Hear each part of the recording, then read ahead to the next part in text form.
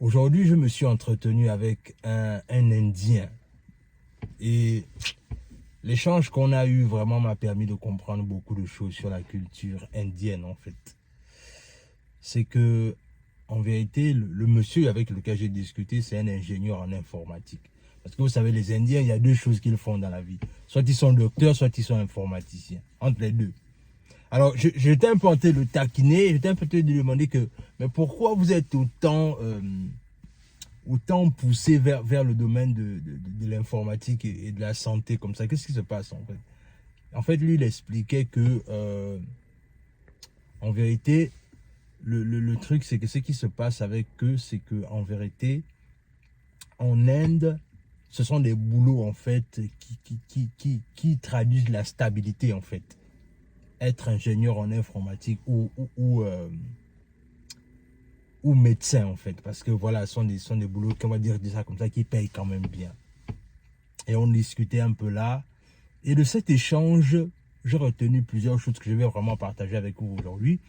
C'est le fait que, déjà, malgré le fait que ce gars-là était ingénieur en informatique, mais le problème, c'est que il n'est pas, en fait, il n'est pas, il a 25 ans, mais il n'est pas heureux dans sa vie, en fait.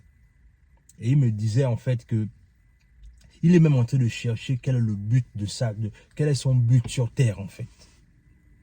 Son but sur Terre. Parce qu'il réalise que, oui, il travaille, il a un salaire, il a une bonne situation financière, mais c'est quelqu'un qui a envie de voyager, qui veut découvrir le monde. C'est quelqu'un qui veut avoir sa liberté. Et la réalité, c'est qu'il est coincé dans les boulots. Et il disait que je suis toujours en train de travailler sur moi pour chercher à savoir quel est mon but sur Terre. Et je lui ai commencé à lui poser la question, savoir qu'est-ce que tu aimes faire. Et il me commençait à me parler un peu de ses projets et tout. Et à un moment donné, au cours de notre échange, je réalise en fait que il va beaucoup me parler de liberté, c'est-à-dire que je veux vraiment avoir mon temps, je veux contrôler mon temps.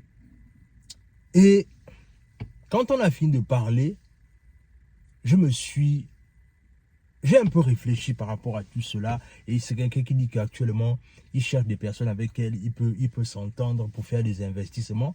C'est quelqu'un qui veut vraiment prendre sa liberté. Il est fatigué de travailler pour des boulots, toujours en train de travailler.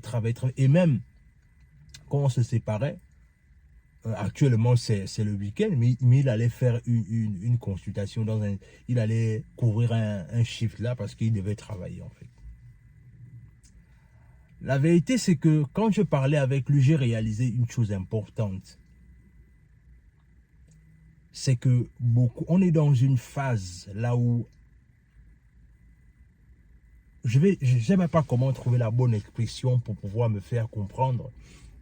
Mais il me disait aussi, l'autre chose aussi qu'il me disait, c'est que lui, il veut faire partie de ces jeunes-là qui veut casser le joug qui est sur le fait que en Inde, quand on voit simplement quelqu'un, on veut le voir comme étant quelqu'un qui doit faire des études de médecine et ingénierie. Parce qu'il estimait, en fait, il disait que le problème avec ça, c'est que ça tue les rêves de beaucoup de jeunes, beaucoup d'enfants.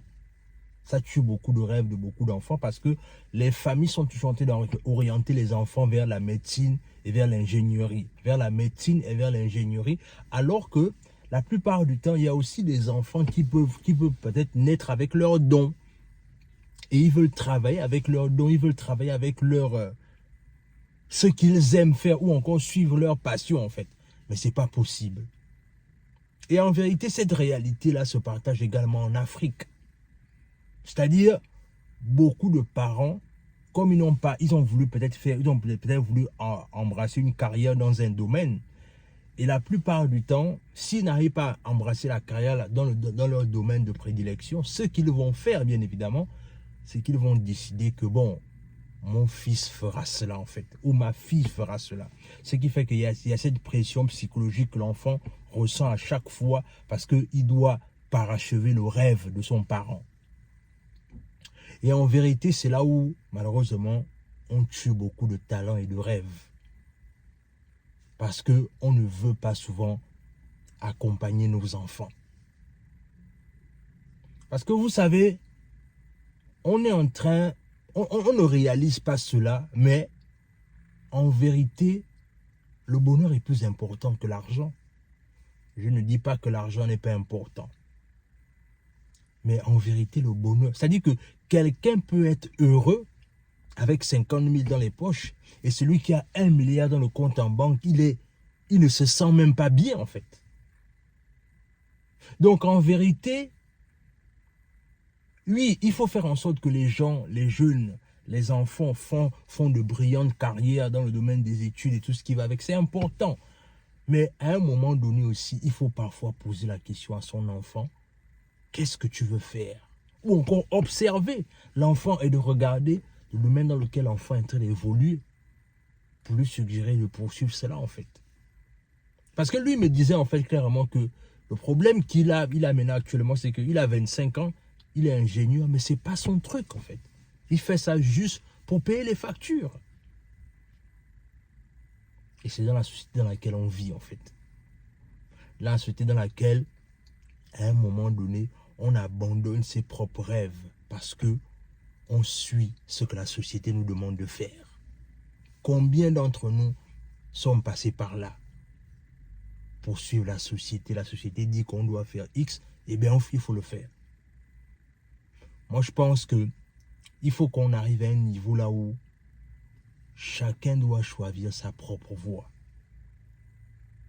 Chacun doit choisir sa propre voie. Parce qu'en vérité, c'est quand tu es en alignement avec ta propre voie que tu trouves le bonheur absolu, en fait.